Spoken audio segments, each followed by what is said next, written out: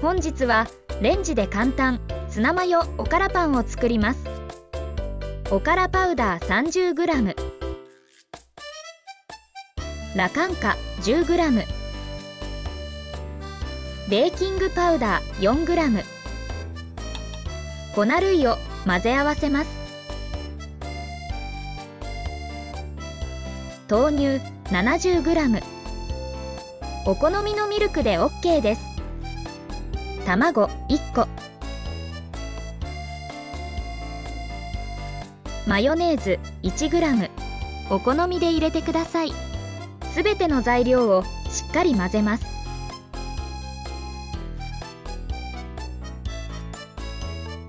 ダマがなくなれば生地の完成です。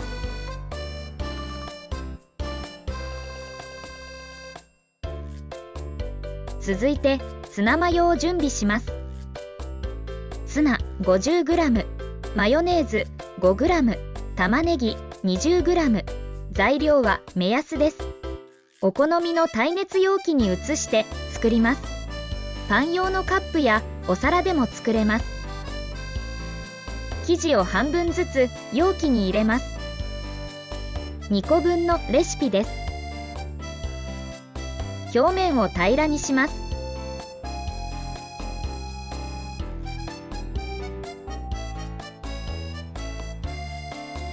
ツナマヨを半分ずつのせます。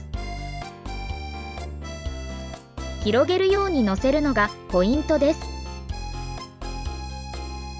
600ワットの電子レンジで1分30秒加熱します。ふわふわに焼き上がりました。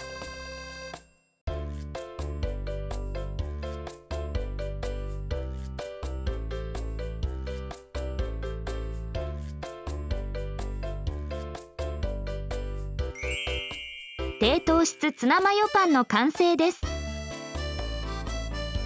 カップではなくお皿でも作れます。材料は先ほどと同じです。600ワットの電子レンジで1分30秒加熱します。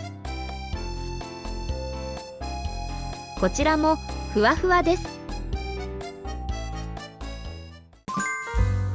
今回使った材料はおからパウダー 30g、 ラカンカ 10g、 ベーキングパウダー 4g、 豆乳 70g、 卵1個、マヨネーズ 1g、 ツナ 50g、 マヨネーズ 5g、 玉ねぎ 20g。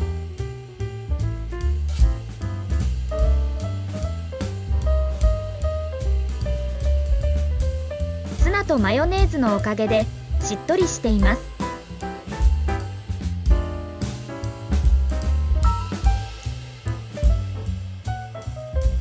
お皿の方も比較的簡単に取り外せます。ツナマヨ以外にもハムやベーコン、チーズなどアレンジもいろいろお楽しみください。